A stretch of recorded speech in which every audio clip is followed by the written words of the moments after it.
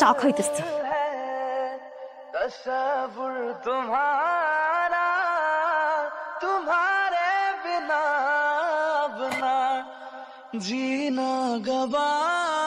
আমি আপনাকে স্বামী হিসেবে মানি না, তো আমাকে টাচ করার চেষ্টাও করবেন না। তুমি না আমার লক্ষ্মী বউ, তুমি বলে কি কইতাছ?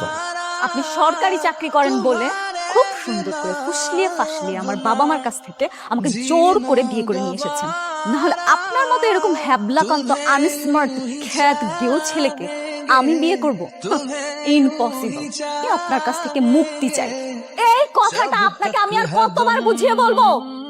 কিন্তু আমি তো তোমার ছাড়বো না বউ, আমি তোরা অনেক ভালোবাসি। আমি ছোটবেলা থেকে আধুনিক কালচারে বড় হয়েছি।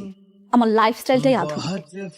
আমার অনেক ড্রিম ছিল আমার হাজব্যান্ড হবে খুব cool, dashing, handsome, as like Hrithik Roshan.